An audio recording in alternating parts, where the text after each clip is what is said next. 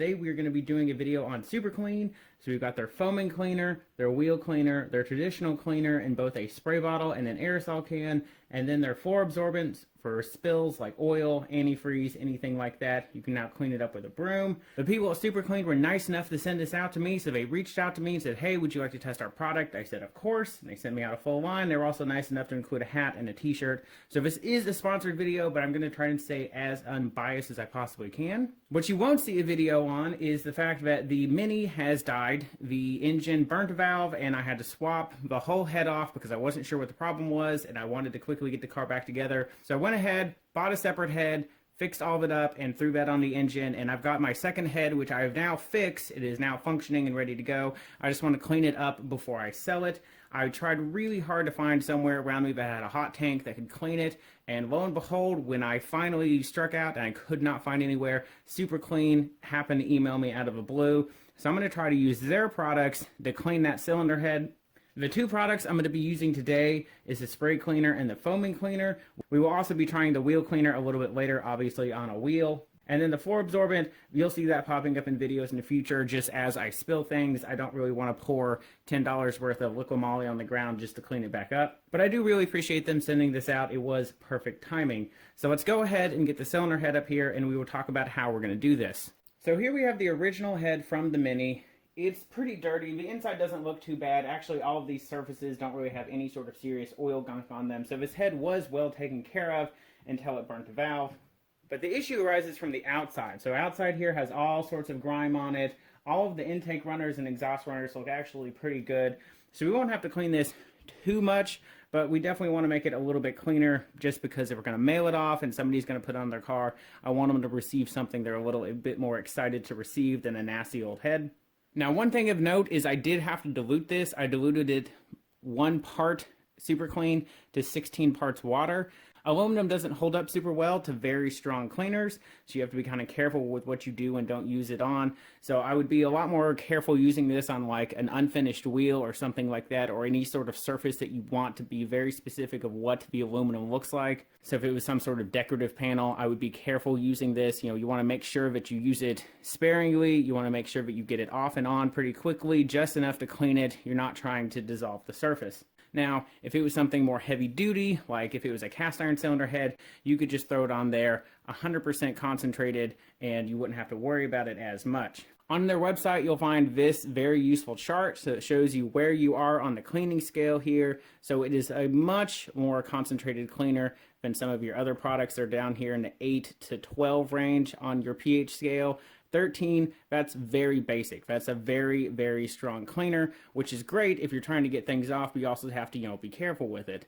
So they come with this great chart here, which tells you what you can use full strength on, what you have to dilute down, and that will be up here, just for your reference. But it's also on their website, so they have it for you just so you can double check it before you use it on your product. Of course, use it in an inconspicuous area first, just to make sure, especially like I said before, if it's something decorative, you want to maybe use it on a part where people can't see first, just to see what the product will do. Now, I am going to be using gloves with this, and of course, we've got our industrial sink right over here. We're going to be using cold water in combination with this. They don't recommend warm water. And we're going to make sure that we don't let the Super Clean dry on here at any point. We want to keep using it, keep it wet, and then back and forth rinsing it. I've got the cardboard down, not so much to protect the surface of this from the Super Clean, but just to protect it from the sharp aluminum. Don't want to put any gouges in the counter. So I'm going to go ahead and throw on some gloves, and we will get started. So I'm going to be using the foaming cleaner on the outside here just to get all of this built up crud, kind of break down on that. And then I'm going to be using the traditional, more liquid cleaner on the inside here because, again, this really isn't that dirty. The oils that have been used in this car have actually been pretty high quality.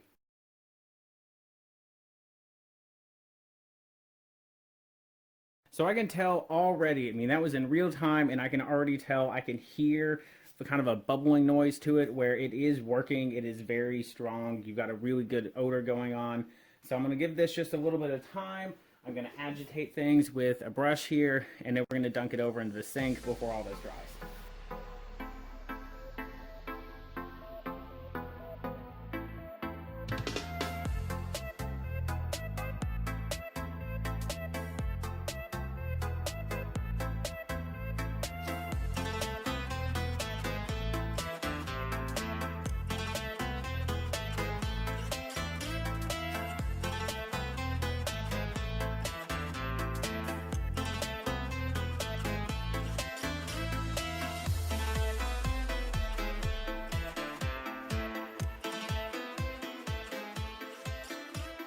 So after only a half hour of cleaning, I gotta say I'm really impressed with how well the head shined up. It is not a replacement for a hot tank by any means. There's still a lot of stuff, especially on the intake side. I'm not really sure why. It's just baked on after, 15 years and 150,000 miles of use.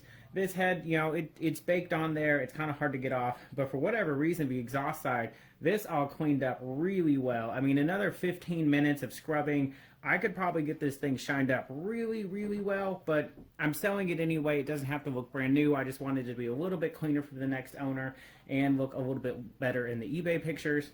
But I have to say, I'm very impressed. It did a really good job. If you've got a head that you want to clean up a little bit, you don't want to take it to the hot tank, you just want to clean up the inside, it did an excellent job of that. The inside of this head looks really, really good. I mean, you can see all the rockers here look almost brand new. So as fate would have it, we are going to get a chance to try out the Super Clean floor absorbent. As I was transferring some of the oil from one container to another when I was changing my wife's oil, I did end up spilling some of it on our garage floor, so I thought I'd go ahead and try it. So it's got this nice lid, pops off, it's got some vents here. So I'm just going to sprinkle it into the oil. Try to get good coverage.